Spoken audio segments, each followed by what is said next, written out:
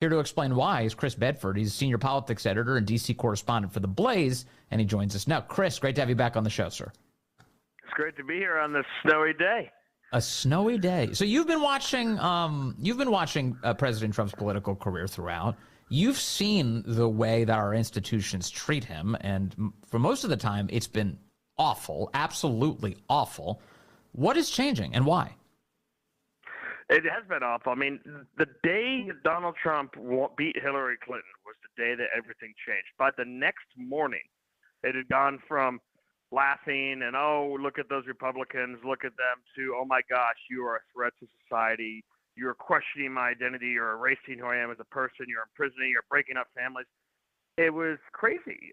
The kind of friendly relations between different newsrooms, and corporations, between the Daily Caller, where I was at the time with you, and tech evaporated essentially overnight. The left was actually able to morally blackmail these corporations, and I think a lot of it was they used social media pressure to do it, into believing that they were morally culpable for collaborators if they did any kind of work with the administration. And I think a lot of even foreign leaders, they looked at this and they looked at Donald Trump, who had been a celebrity since the 80s, and they looked at it as an angry aberration, like a stomach disorder. You'd eaten something bad, and don't worry, this will pass as long as we all ostracize and ignore him. And it turns out that's not true. It's not true at all. And now all of these corporations are looking at it, and it's been 8 years, 4 years of resistance, and then 4 years of a pretty failed administration, where profits have been put second to politics, where they've been these corporations have been at the beck and call of all these different left-wing activists for years, and they're tired of it. And they're tired of the lack of access to power. And I think they're looking at the scene. They're looking at J.D. Vance, Donald Trump, Ron DeSantis, and saying, this is not just simply some aberration. This is something that's here to stay. And so, I mean, 4 years ago, you had Tim Cook and you had Amazon literally kicking Parler off of the internet and destroying an American company just to stop Trump supporters from being able to speak publicly. Now they're each giving up $1 million to celebrate his win. That's an incredible victory for Trump and for conservatives and for MAGA.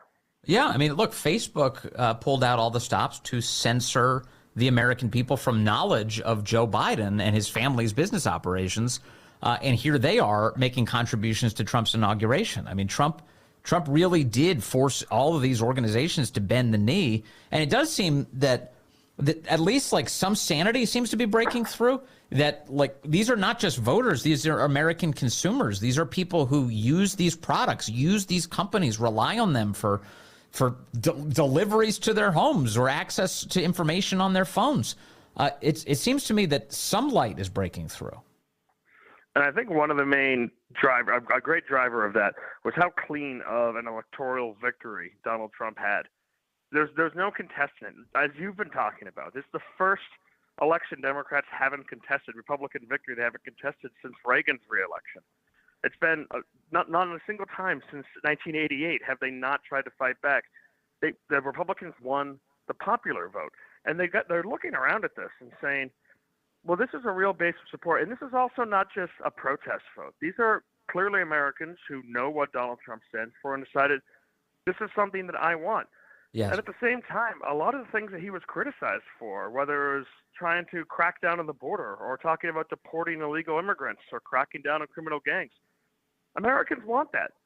And the corporations have started off with a couple of top guys on Wall Street who started to look around and say, hey, he actually wasn't wrong on NATO. He wasn't actually wrong on a lot of the aspects of the economy. He wasn't actually wrong on the unfair trade deals that we have. Yes. That started to break through, and it makes sense.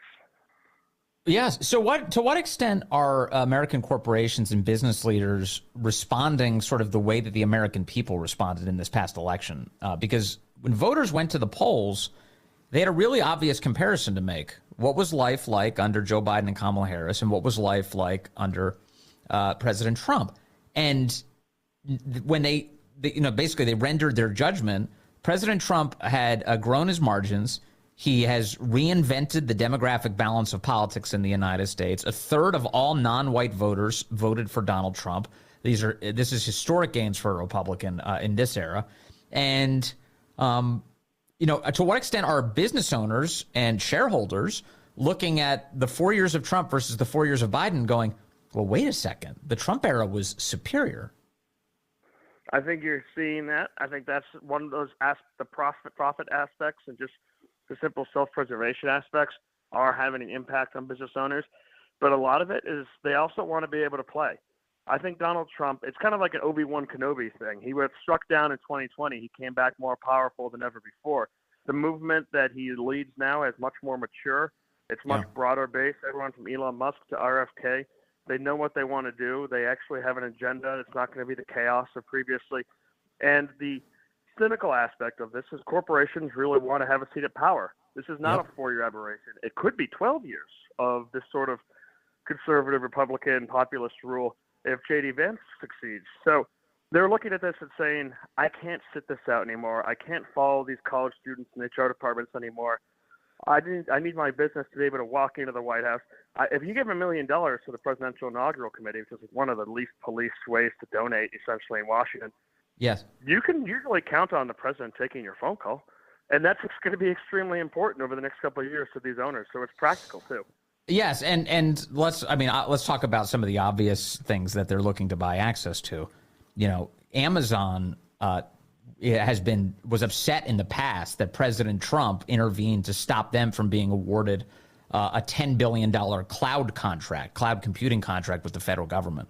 So these organizations, these companies, these CEOs, a lot of these contributions are being made as a means to try and gain access to President Trump, or as insurance policies potentially against his judgment of them. When Apple is giving money to President Trump here, think about Apple's business interests. They want to keep producing these core products, iPhones. Where did they get these iPhones? Where has it been traditionally in the past? China. What are they concerned about? They're concerned about tariffs and President Trump being tough on that supply chain as a result of getting tough on China. So there are a lot of really important business interests that are wrapped up here. And these guys are clearly trying to curry favor with a guy who's going to have a lot of power over what their businesses look like in the years ahead. Very much. And you see the same thing with some of the car companies that he's tussled with in the past. You see that from GM. You see that from Ford. You see it from Toyota. People he's not going to want offshoring. People he's going to want building plants here. Absolutely need to respond to that. And, there are some signs. So if you're one of the folks like myself who's hoping for an economic realignment and a more working class favored republicanism, this isn't all a good sign for you. Robert Lighthizer, some of the more hawkish people and some of the more realignment folks from the first administration aren't really leading the economics team for Donald Trump. There's a lot of people in there now instead who are kind of more friendly to the corporate interests and will take those phone calls. So that is one aspect of this whole thing where, one, the resistance is running out of money. We're just 4 years after from Bank of America giving $1 billion to Black Lives Matter, and now they're giving money to Trump's inauguration. That's a good thing. That's definitely a good thing for the Republic. But if you are someone who's really excited about big changes in the GOP, well, this might be a setback. Yeah, and these are, Bank of America specifically was debanked one of the president's attorneys, John Eastman, and he's not alone. So this Bank of America was one of those banks that has been involved in punishing conservatives for their views, and so I guess the most cynical way to look at all of this is these are slippery organizations that have been poorly serving us. And it would do well for President Trump and the people around him to keep their head on a swivel as these guys try and get cozy. Exactly. These guys aren't our friends, but it's very good that they're spending a little less money on the enemy. Yes, very much so. As everything starts to take shape here in the next few weeks, how optimistic are you for the president, the incoming president, to be able to hit the ground running, Chris Bedford? Well, I think that they've had some smart moves. The president coming out today and endorsing one big, beautiful bill, as he called it, to trying to get some of his early agenda through is going to be important. The tax cuts that are coming up are going to bring a lot of senators on, and those are But it's not the normal kind of tax cuts that everyone in D.C. can vote for. These are actually tax cuts that impact you and me, and other families, not just corporations. So it's actually harder to get the votes for it in D.C. But at the same time, if you want to get the real kind of deportation and border security package through that Trump campaigned on, you're going to need to sweeten the pot a little bit for the D.C. Senate, which is the last thing in the world to want to join MAGA. And this is, I think, a smart tactic for being able to get that through. Yes. The nominees look like they're doing well and being shepherded well. So the beginning stages of this administration are going to be night and day with the 2017 transition. Yeah, and they really only have, you talk to members of Congress, they really only have one or two big cracks at a legislative win for President Trump. And he seems to be of the opinion right now, at least as of this morning, that it might be one bill, it might be broken up into two bills, but we're looking at the reconciliation process that doesn't require 60 votes in the Senate, a simple majority in both the House and the Senate. But that's what Republicans are going to be relying on with their thin margins, especially in the House, to get all of this across the finish line. So, this is where President Trump just saved Speaker Mike Johnson's career. He just did it. So in return, I think Speaker Johnson owes him a very real legislative effort to advance the Trump agenda. Yeah, but I think that he's absolutely on board.